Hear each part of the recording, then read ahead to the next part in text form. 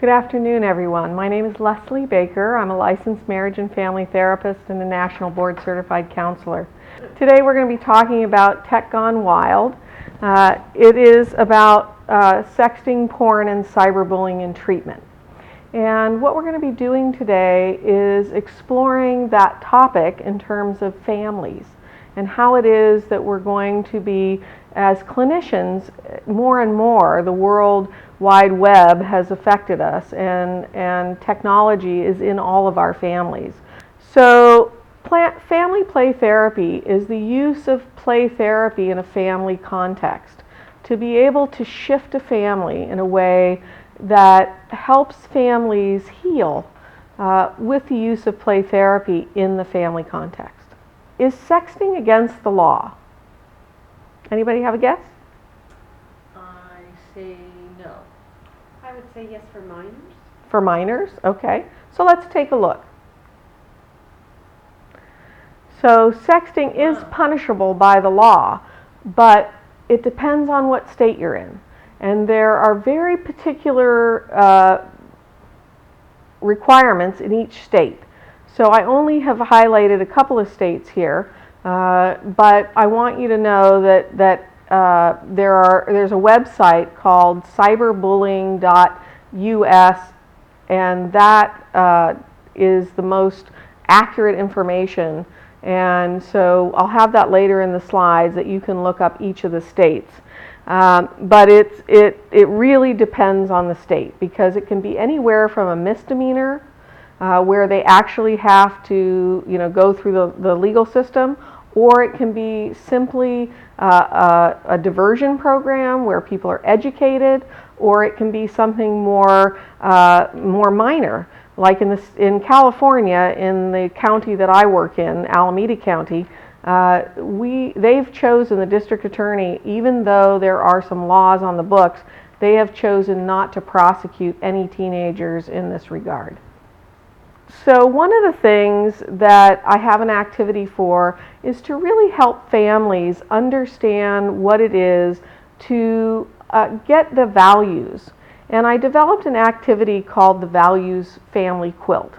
But before we're able to do that, which I have the materials before you today, I thought it would be really helpful to show you an exercise called Value Click Down.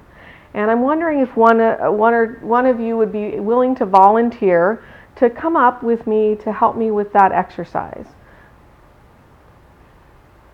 How about you? Sure. Thank you. And so let's pull up these chairs. Can you push a chair over for me? Thank you so much. Great. Have a seat. So what we're doing in the Values Click Down is I'm going to be asking you about a value that you have. And then I'll be asking you again about a statement that you've made, and I'll keep asking open-ended questions. Okay. And what this does is it helps the person come to a very detailed or a very specific value. Okay? So how about if we start? What's a value or something you value in your family? Honesty. Tell me a little bit more about why honesty is an important value for you. What is it about honesty that's important? It helps you trust what you're being told, as well as the person who told you. So when you look at honesty, what it is underneath that for you is trust. Tell me about trust and why that's important as a value. Well, if you trust on deeper levels, then you have a better attachment. So it's deeper than trust. It's more important about attachment for you. Yes. So tell me about what's important about attachment. Why is that key? It helps you thrive. It helps you thrive. And what is it about thriving that's key in your family? Well, if you're not thriving, then you will wither away and not thrive. And not thrive. So thriving is the key. Mm-hmm. And tell me, if you're not thriving, then you wither away. What is it about thriving then that is so crucial for you? Well, if you aren't thriving and you wither away, then you have no life. So thriving equals life in your family. Mm-hmm. So why is thriving so key? 'Cause it is. Because it is. So I would venture to say that each time I ask her about thriving, she keeps coming back to it. Because it is, tells me that she has found the core value for her, which is thriving. Thank you so much. I appreciate your time. And think to yourself about a value that's important to you. For the woman who just came up, thank you so much. You could write down thrive on your quilt piece. These are like little quilt pieces. And you can write the word that's important to you. And then I have some items that you could also decorate with. Is this important for our family? Yes. That's part of our family. And so in a family setting, what I would do is I'd have each person work on the click down exercise. And then what I would do is have them put together each one of these pieces. And then they would construct together a values quilt for the family. And depending on the person and their take on what is important in the value makes up the values quilt. And each gets to decorate their own piece, but together they create a values quilt for the entire family. And it's through this as a connecting exercise to connect their family values together.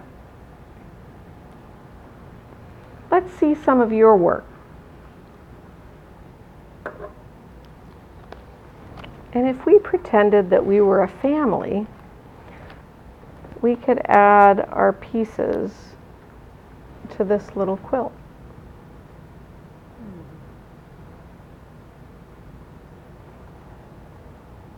And as a group, this family has 3 values: fun, communication, and thriving.